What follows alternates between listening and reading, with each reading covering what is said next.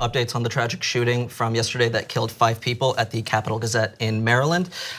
New details that the assailant, Jared Ramos, used to be a federal employee with the Bureau of Labor Statistics, but was let go in 2014 for, quote, security sustainability concerns. And records show that he wasn't allowed to return to his building for security reasons. His motive has not yet been confirmed, and here we have some sketches of him in the courtroom. He was in court today, and his bond was denied, so he'll be detained until his court date. His motive has also not yet been confirmed, but it appears he had filed a defamation lawsuit against the paper for reporting on his harassment of a woman and subsequent criminal harassment charge in 2011, for which he was placed on 18 months of supervised probation. And in spite of the charge, police say that the weapon he used, a pump-action shotgun, was purchased legally. So, I mean, again, we have to change the gun laws in this country. Some more small details on the shooting, including that Ramos barred the exit doors. And according to the county police chief, he, quote, was there to kill as many people as he could kill. Additionally, it was reported yesterday that he damaged his fingertips and did not carry ID to avoid identification. But police were able to identify him in a few hours based on facial recognition software, which, I mean, I hope it really hurt for him to burn his fingers and you know, try to do that, because it didn't work. Authorities are still investigating his background and the crime scene, and we'll update as more details come up. As soon as I hear the facial recognition thing, I think, oh, that's good, and then I think, yeah. I guess they should have something like that. No, the one other thing I want to say really quick is that he had been harassing this female journalist. She reported to him, said that she thought he would become a mass shooter at some point, and then he legally buys a shotgun. So I just want you to bear that in mind in the future when you hear people say, oh, well, they were legally obtained guns, so we don't need any gun control. Yes, they are legally obtained after there is significant fears that you are going to murder a bunch of people. So I mean, he literally that's what's legal in this country. He had a criminal charge. Yeah. I mean, it seems like someone who's stalking and harassing a woman should not be able to buy a gun. That seems like a terrible idea, but here we are. Yeah. Well, unfortunately, in a country littered with terrible ideas, mainly from the right wing. So yesterday, I was obviously furious about the shooting, and I guess people want people to be calm about shootings. And no, I'm not going to be calm about it. And I partly blame Donald Trump. We were very clear in the video that at the time we didn't know the motives of the shooter, but that there were a couple of issues that Trump, I think, was responsible for. One is he has done nothing about the nonstop massacres in this country. Constantly talks about it. He alone can protect you. He was supposed to be the big tough guy that brought you security. Where is it? Where's the security? Nowhere. The massacres have not abated at all under Trump. Now, some people online are like, yeah, but I mean, look, but we're used to massacres in America. Other presidents had massacres too. That's right, and that's why we should stop it with the frickin' guns in every single person's hand. But you don't want to do that, and Trump doesn't want to do that. So Trump said he was going to be a tough guy. He was going to hold the NRA accountable. Did he? No, nothing. He did nothing. So you've got two choices. One, he is a coward and corrupt and serves the NRA because they pay him to, or he's totally incompetent and is never ever going to be able to keep you safe. Does it look like I'm apologizing? No, I am not. I won't back down 1%. Yes, Trump said he would keep people safe. No, he did not. And he does it because he gets paid by the NRA. So let me give you facts. NRA spending in the 2016 election cycle was $54 million. $54 million, almost all of it going to Republicans. The amount they spent directly on Trump was $30.3 million. Wow. Well, for that $30 million bribe, they get gun laws that say you can commit any massacre you like, and nobody's ever gonna do anything about it. We're not gonna ban the bump stocks, we're not gonna ban assault weapons, we're not gonna do federal background checks because Donald Trump is corrupt and has already been bribed, so he's not going to do anything. And finally, one more thing, Ben, one more stat. NRA spending in the past 15 years on bribing politicians. These are legal bribes, but they are bribes. Bill Moyers makes a great point. If you go up to a plate right before you're gonna swing, you go to the umpire, oh, here's a couple of $1,000s. No, he's an honorable gentleman. he won't. It's not a bribe. I'm just talking to him. I just think he should continue to be an umpire. Yes, and I like the way he's calling balls and strikes. So that's why I gave him the money, right? Yeah. No, that's a bribe. And when you give a politician a campaign donation or do independent expenditures, those are bribes. That's what they are. Everybody knows it. So how much did they do in the last 15 years? $132 million worth of legalized bribes from the NRA to scummy politicians like Donald Trump. And that's why the massacres continue, including this one. So, you know, you and I occasionally have arguments as strong, but we disagree about the nature of calling all of those donations bribes, although I would love to get money out of politics, as you would. Because I sometimes have a tough time believing that a politician would risk his political future because he got $9,500 from the telecommunications industry in a campaign where he raised $2 million, right? Now, you could argue that he would, but I think but that's okay. But I think it's too low a number that you could. It's certainly not provable. It wouldn't hold up in court, I don't think, right? $30.3 million is a tough. It's a tough sell that doesn't influence your policy. Yeah, it definitely influences. Also, I mean, just going by those numbers, okay, so you can take a look at that $132 million and say, oh my God, this is a lobby that spends a lot of money, although, of course, other industries spend far more. But focusing on the NRA, $132 million over 15 years, was it? It's a good number of presidential elections. 50 million of it, more than 1/3 of everything they've spent in 15 years was on this cycle, predominantly on Donald Trump. They really thought they could get something good out of him. They did. They got nonstop massacres with nothing to check them.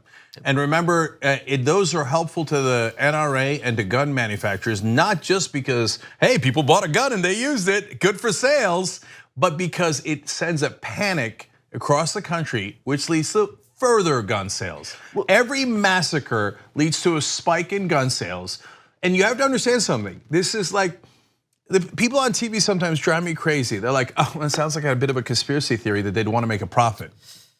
Yeah, unfortunately, their line of business makes a profit from creating something that kills things. And those things include human beings. And the more human beings that are killed, the higher their profits. So we've created an incentive for massacres. And we've then told our politician, go ahead and take all their bribes and don't do anything about it.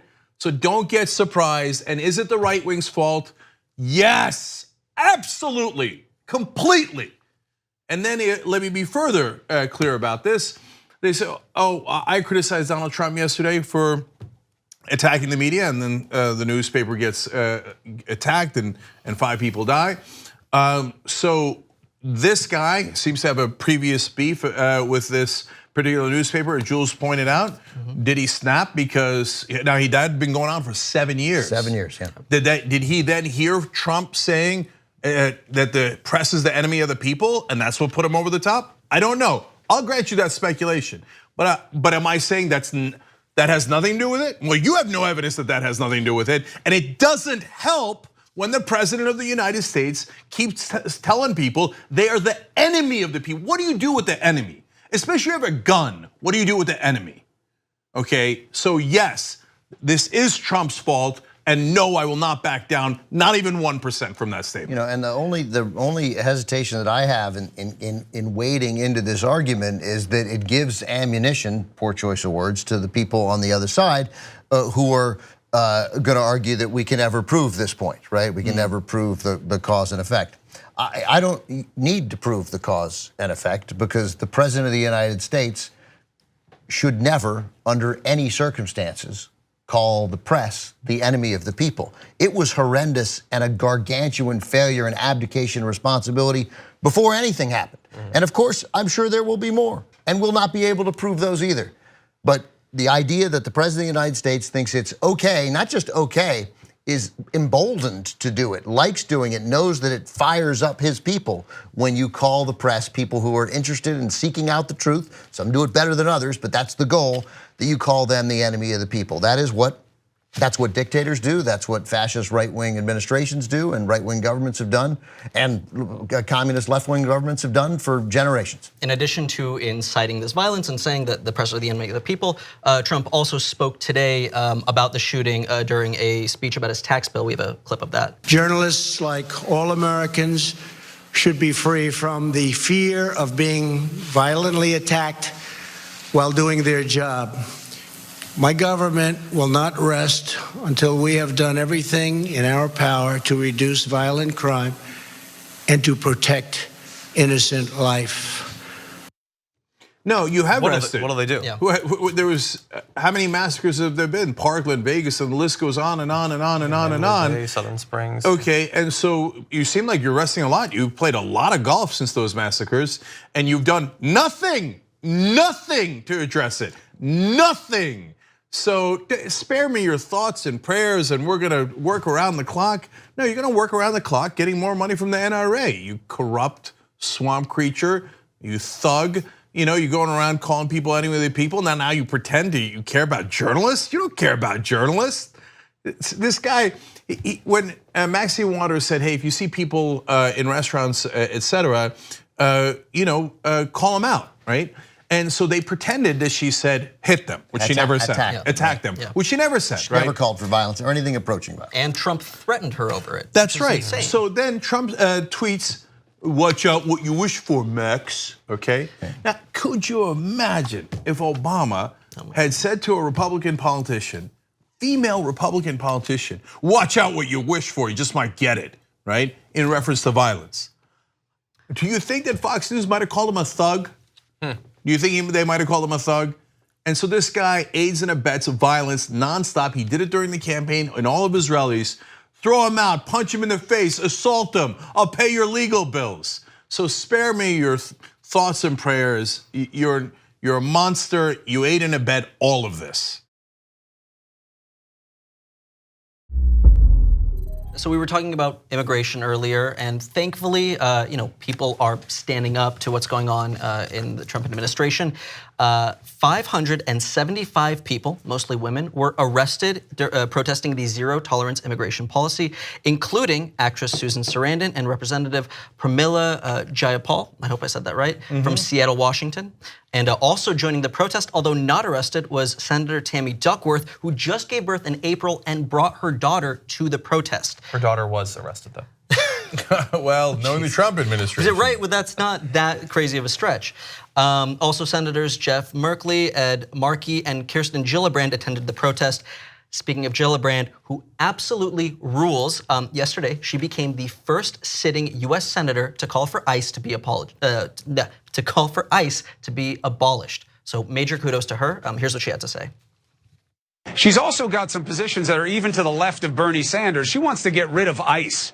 Now, what are you going to do with your party if you do come into a majority and you have a significant number, or at least an influence, of people who have that kind of a position? Yeah.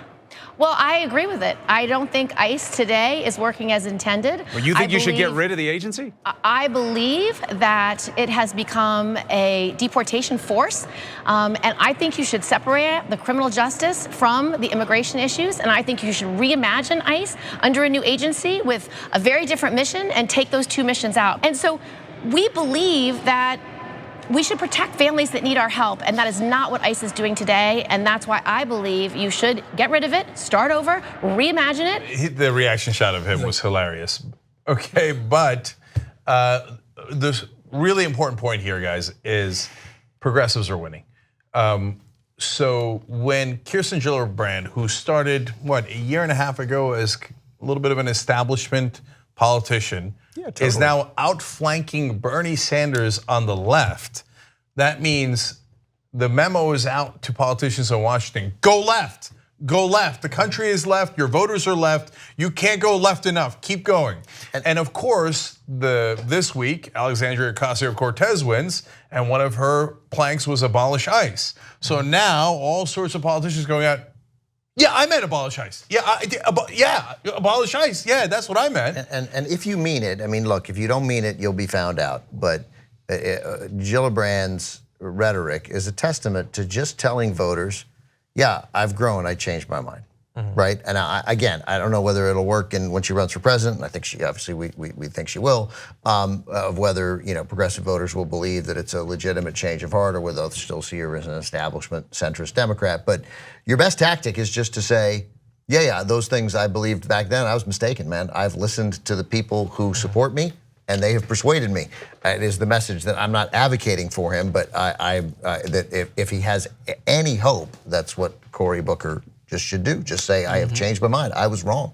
And I believe that he's followed her on a few of the moves that she's made like on this many of the before. issues he is. He still hasn't done the thing where he says. And I also want to say, I want to take a tiny bit of credit. I want to pull a Cenk. I didn't.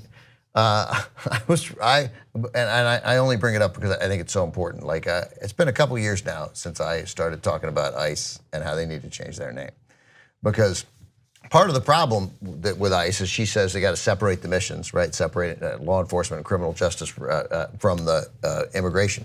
Is that they've created this badass name, right? That makes them, I guarantee you, and I'm not kidding, makes them feel badass. Oh, look at us, we're ICE agents and we're going to get it done.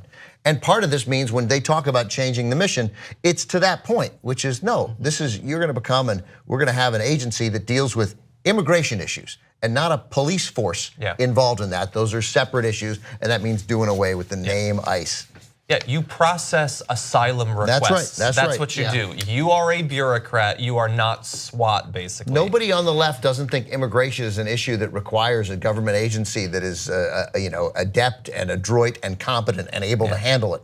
And this mission is being, they have misrepresented their mission and they've turned it into a police force, which is the wrong idea. And I want to agree with Cenk about that. This is obviously another example where, in the same way that so many of them have been dogpiling on getting rid of corporate PAC money, where obviously progressives are winning. And I understand we've been beaten down for so long that nobody wants to buy it, and that's totally fine. You don't have to buy anything. I don't even know what that would mean. Maybe she doesn't actually mean it. Maybe she'll reverse on it. But even if in a year and a half she doesn't feel the same way, it's significant that she's calling for it now because there is momentum on this issue. It was not long ago that there was one politician who was one elected Democrat who was calling for ICE to be abolished. That was Pramila Jayapal, who was arrested at yesterday's protest. We had her on the damage report today to talk about why ICE needs to be taken out. She says, obviously it's gone far beyond its original mission. We're spending ridiculous hundreds of millions, billions of dollars on it. It's a rogue agency with no effective means of actually controlling it. So she did that. She was the first congresswoman. Now we've got Kristen Gillibrand, the first senator. Something like 9 other representatives, I think, have signed on. Most of them since Tuesday, by the way. We just found out during the break that Nydia Velázquez, another Democratic congresswoman, has signed on. This is amazing progress inside of just a week. And we should acknowledge briefly, although it is not purely female, there are, I believe, Mark Pocan, I think his name is, he sponsored a bill to actually abolish it. It has been led both in the House and in the Senate and amongst candidates like Alexandria Ocasio-Cortez by female Democrats. And I'm glad that they're speaking out and they're also protesting. They're putting their bodies on the line as well. On Saturday, there's going to be a lot more of these protests. Find out where it is in your area. And by the way, one of the ways that you find out and track them is go to facebook.com/rebelhq. That's where we cover these protests, and we cover them from different cities. John will cover it in Los Angeles, but we will have cameras in many of those protests on Saturday. So go to facebook.com/rebelhq. Now, Ben said I'll pull a Cenk. Well, I'll pull a Cenk. So I'll tell you that because nobody ever gives credit. It's certainly not the progressives. And so it's the Justice Democrats. We said no corporate PAC money, and now all of a sudden, not everybody, but a lot of people are saying corporate PAC money.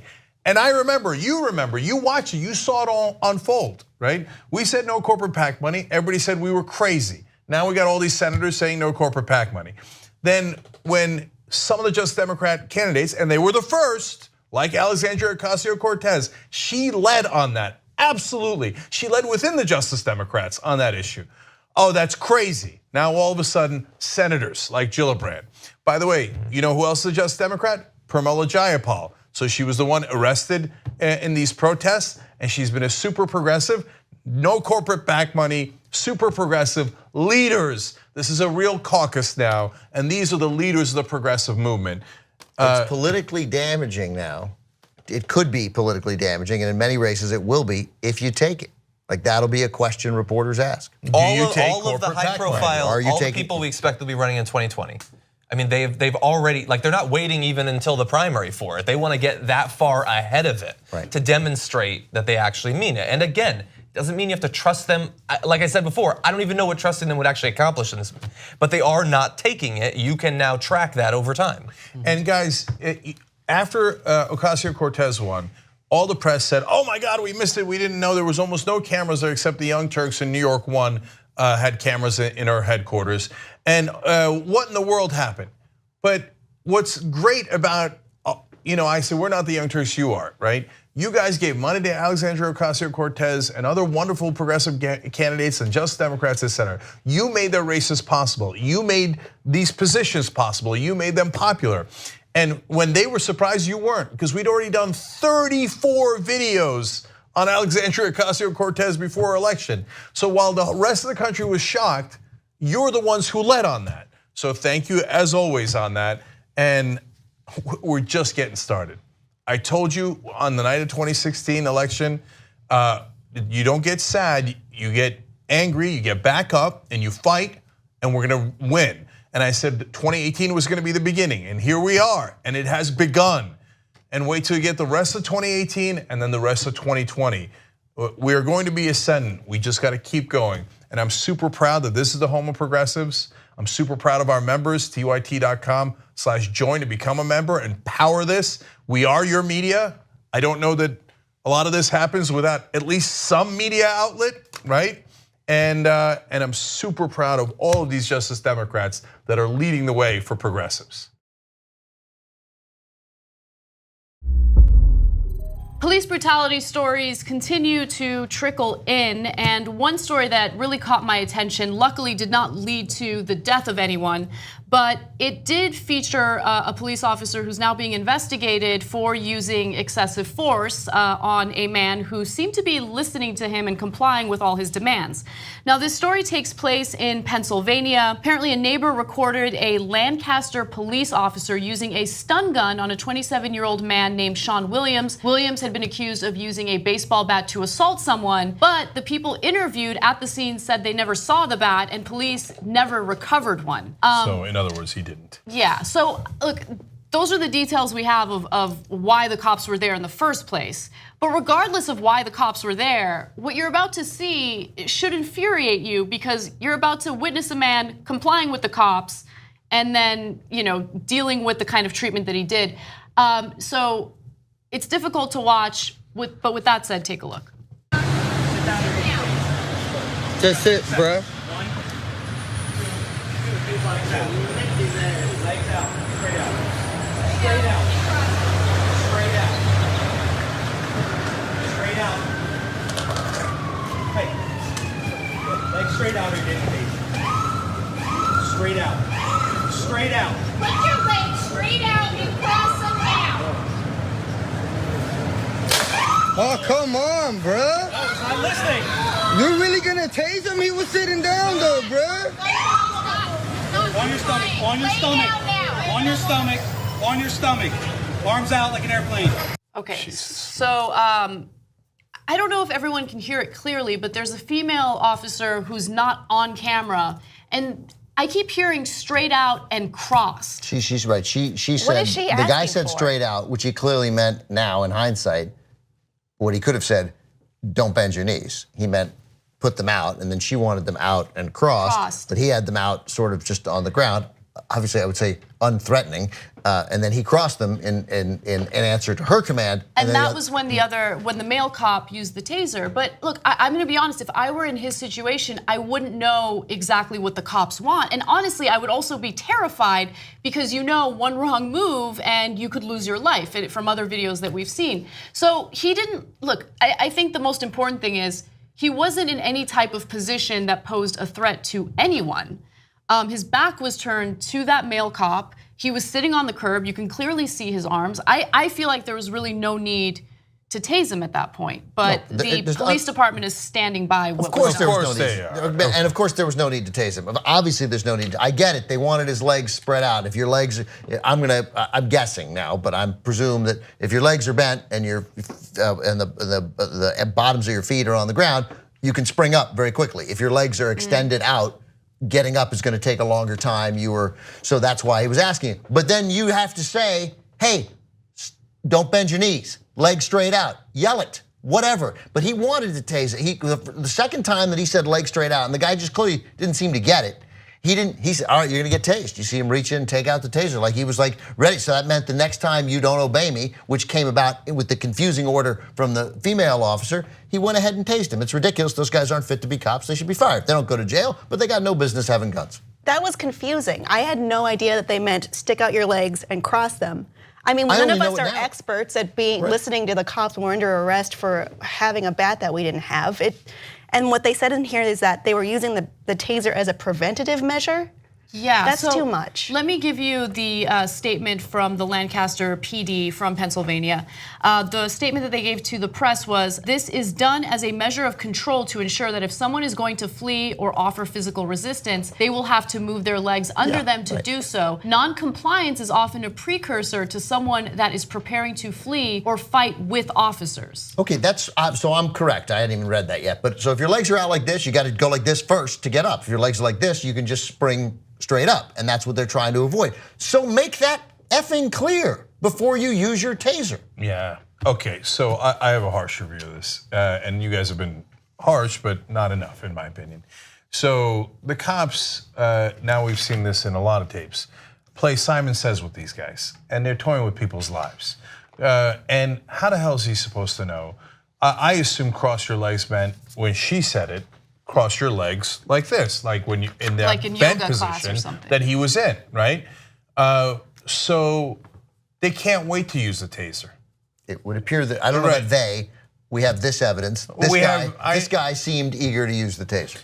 And look, you could say, look, there's hundreds of thousands of cops across the country, and so the dozens and dozens and dozens, maybe hundreds of videos we've seen where the cops can't wait to use their weapons is an anomaly, and most of them don't. But then all the other cops defend them. So, but like Anna said, I was terrified they were going to murder him, because it reminded me of the story from Mesa, Arizona, of the guy crawling in the hallway of the hotel room, and they keep giving him confusing instructions, and he's in a panic, and he's trying to comply, and it's super obvious he's trying to comply. In that case, it was a white guy, and then he just murdered him. For following. And he was sobbing. Yeah, the guy's sobbing, clearly not a threat, nowhere near a threat, and the guy shot him and killed him, right? And of course, got away with it. Oh, they're just bad apples. If they're bad apples, why aren't they in prison, right? No, because you protect them, because you encourage them to use too much violence, and that's the problem with the training that I keep talking about. In this case, anybody watching that video, if you're an honest person, if you're a douche right-winger, you're like, got him. I get it, you're irredeemable, right? But if you're an honest person, did he seem like a threat to you? Really? Like, did it appear that he was trying to not listen to the cops or listen to the cops?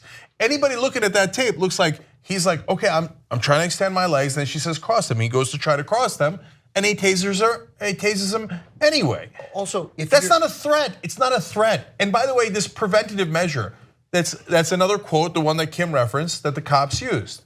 That means, hey, I'm going to assault you before you do anything. I'm going to prevent you doing something that you didn't yet do, and I'm going to tase you before you do it. I think implicit in it also, you're right, is also I didn't shoot you. It's prevented. I prevented myself from shooting you. Yeah, well, congratulations, I didn't murder you.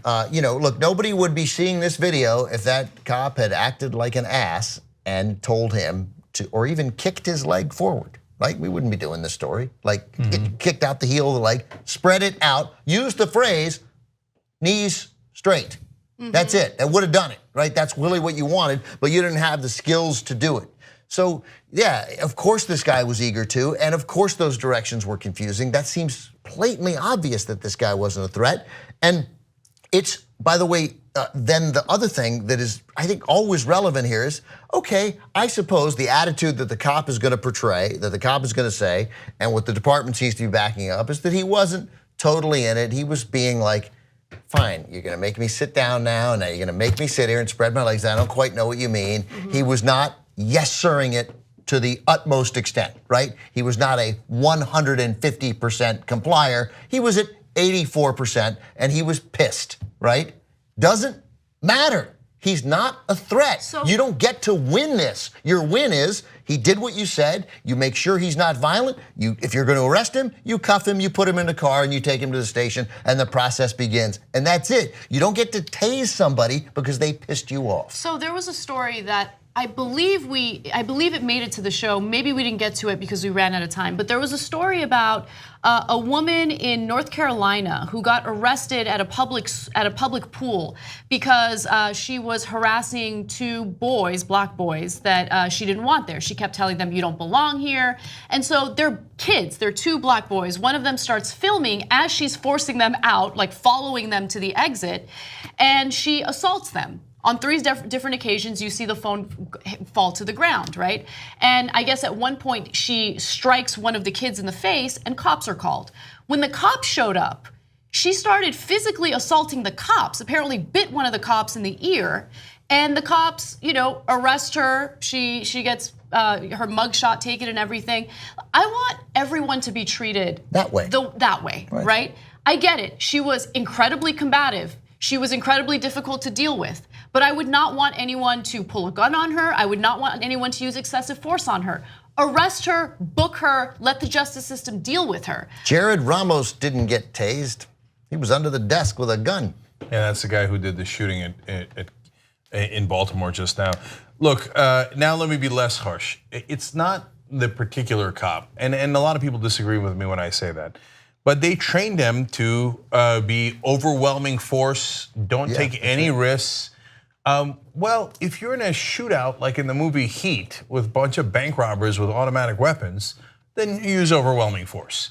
But if a guy is sitting down and trying to comply with your orders, don't use overwhelming force.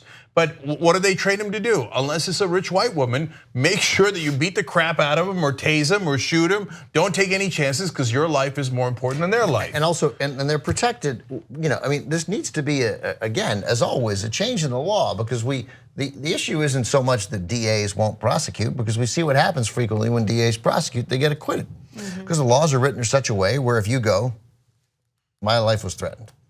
And the law says if the cop feels like his life was threatened, well then lethal force is okay. So if that law is changed to where that is no longer the only defense, well then we'd have a different set of circumstances. And I am, probably, I don't know whether I'm different than anybody else on this panel.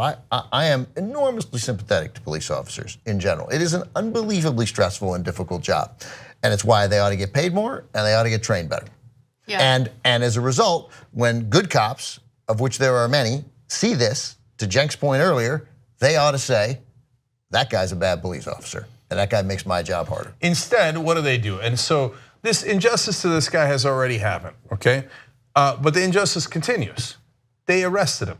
What? Oh, because they went to go investigate the guy swinging the bat and hitting people. That's a really serious crime, so I'm glad, oh no, they didn't arrest him on that because there was no bat. They arrested him for public drunkenness. You know what that is? Cover my ass. I tased him. He was the wrong guy and he wasn't doing anything wrong. But I'll add insult to injury, literally in this case, by arresting him for public drunkenness so that I'm not embarrassed. By the way, that to me makes it worse. If this guy's drunk and you know he's drunk, well then he's gonna have a difficult time following your commands. And it also means he's less likely to be a threat to me. And let me ask you guys, no matter who you are, again, sometimes I talk to the right wing because I don't know if anything ever gets through their head, but have you ever been drunk in public? I have. My guess is all of you have, right? Cenk's drunk right now. And seriously, when you're going to bars, you're going to clubs, etc., you've been drunk in public. You think it's okay for a cop to go, okay, Simon says this, Simon says that, you didn't follow it, tase, right? No, and then you think that they charged him because they were really concerned afterwards that he was intoxicated? No, you know it, everybody knows it. They did it to cover their ass. Yeah, what's a bigger crime here? Tasing that guy or being drunk in public? Come on.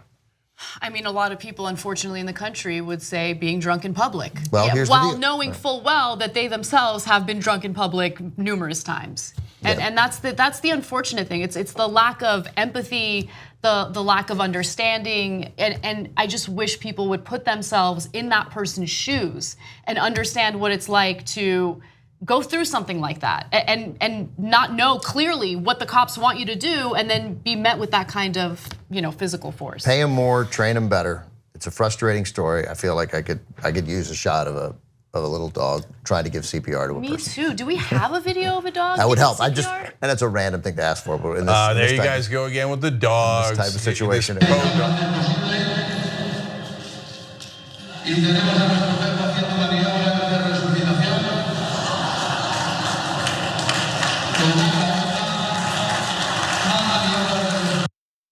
honcho.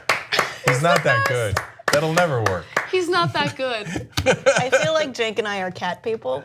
I don't even know if Cenk's a cat person. I'm a person. I'm a well-known humanist. I have a picture in my phone of you holding a kitten like a baby. Okay, Just every once in a while, I try to hide that side. Before he dropped it off at the shelter.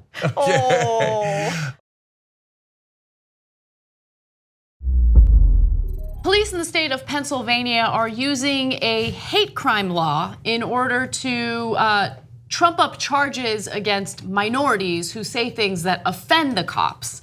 Now, this has happened on several occasions, and it was done through an investigation by an organization known as Appeal.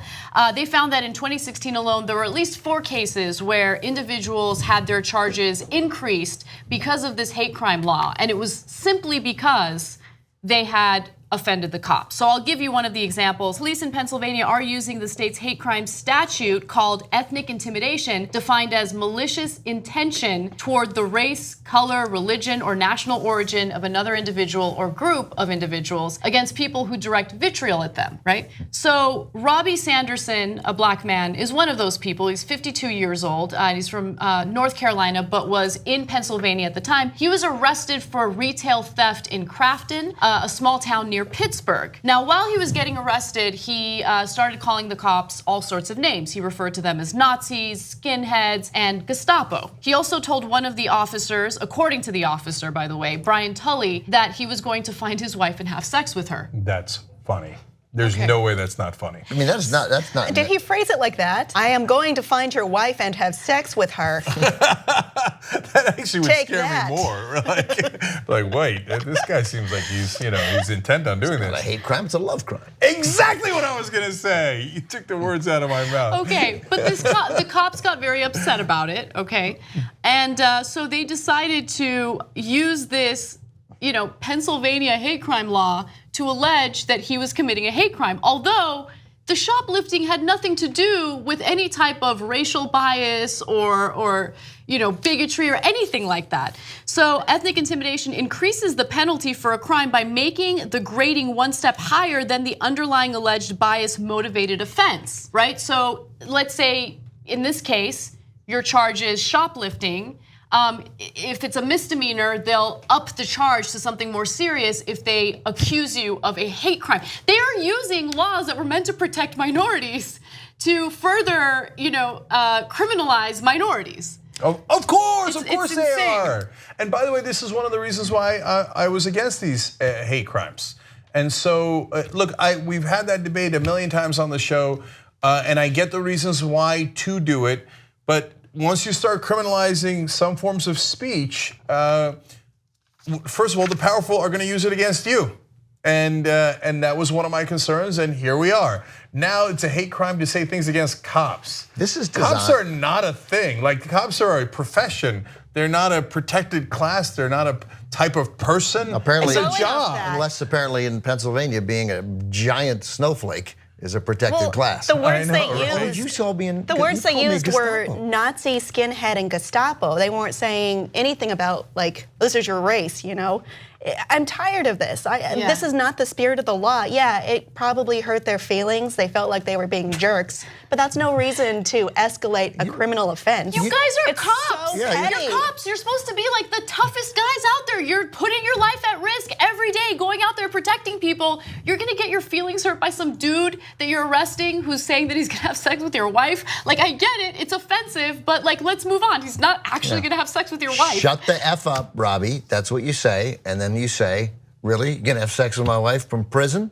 I doubt it, because that's where you're spending the night, and then you leave him in the car for 3 minutes. Or just put him in prison. No, I'm saying, but there's all kinds of ways. I get it. You get to interact with him. No one says you have to be super nice to everybody. Right. We just say you can't tase him, you can't hit him, and you can't charge him with a hate crime that's designed for something completely else. To show, I'm with Cenk. I don't like hate crime legislation. I don't think when somebody beats up a Jewish kid because he's Jewish, you charge him with the full force of the law for that assault. That's enough.